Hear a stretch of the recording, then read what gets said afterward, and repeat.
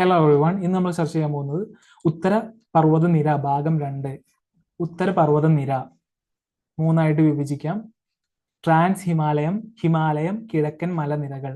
Trans ഹിമാലയം, കാരക്കോറം, ലഡാക്ക്, സസ്കർ. ഹിമാലയത്തിൽ ഉൾപ്പെടുന്നത് ഹിമാദ്രി, ഹിമാചൽ, ശിവാലിക്. കിഴക്കൻ മലനിരകൾ ഏതൊക്കെയാണ്? പത്കായി, നാഗ കുന്നുകള്, മിസോ കുന്നുകള്, കാസി, കാരോ, ജയന്തിയ കുന്നുകള്. Okay. Shivalik, great Himalayas, Shivalik, Aravallis, Sulaiman range, Hindu Kush, Pamir സ്നോട്ട്, Kunlun MTS mountains, Karakoram range, Ladakh range, Zanskar range, middle Himalayas, Pir Panjal range, Garo, Khasi, Jaintia, Naga hills, Patkai ഹും, മിസോ ഹിൽസ്. ഓക്കെ, ലഡാക്ക് ആണ് ആദ്യത്തെ. ലഡാക്ക് ട്രാൻസ് ഹിമാലയത്തിലെ രണ്ടാമത്തെ നിരയാണ് ലഡാക്ക്. ട്രാൻസ് ഹിമാലയത്തിലെ രണ്ടാമത്തെ നിര ലഡാക്കാണ്. ചുരങ്ങളുടെ നാട്, ലാൻഡ് ഓഫ് പാസസ് എന്നറിയപ്പെടുന്ന പ്രദേശമാണ് ലഡാക്ക്. ഇന്ത്യയിലെ ഏറ്റവും ഉയരത്തിൽ സ്ഥിതി ചെയ്യുന്ന പീഠഭൂമി ആണ് ലഡാക്ക്. ഇന്ത്യയിലെ ഏറ്റവും ഉയരത്തിൽ സ്ഥിതി ചെയ്യുന്ന പീഠഭൂമി ലഡാക്ക്. ഇന്ത്യയിലെ വലിയ പീഠഭൂമി ഡക്കാനാണ്. ഇന്ത്യയിലെ വലിയ പീഠഭൂമി ഡക്കാനാണ്. ഇന്ത്യയിലെ ഏറ്റവും ഉയരത്തിൽ സ്ഥിതി ചെയ്യുന്ന പീഠഭൂമി ലഡാക്കാണ്.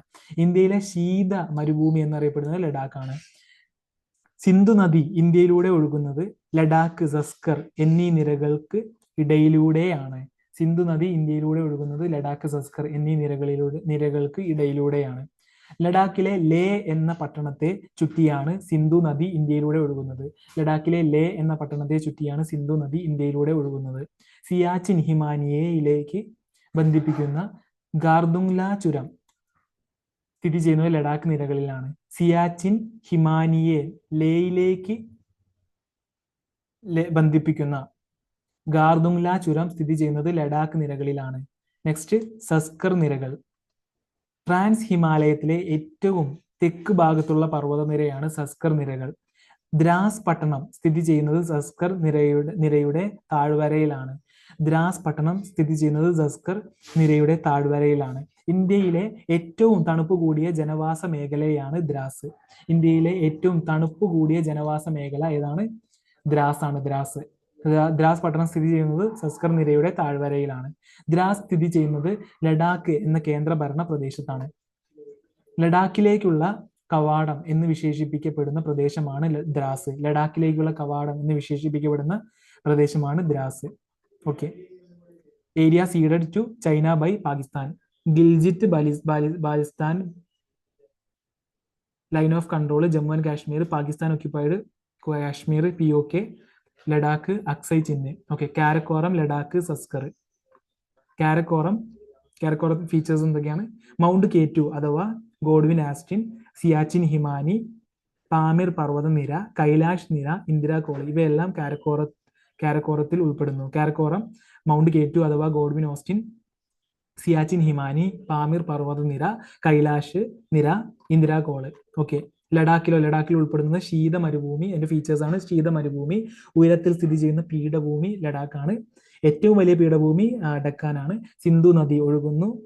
ഗാർദുങ്ല ചുരം ലഡാക്ക്. ഓക്കെ.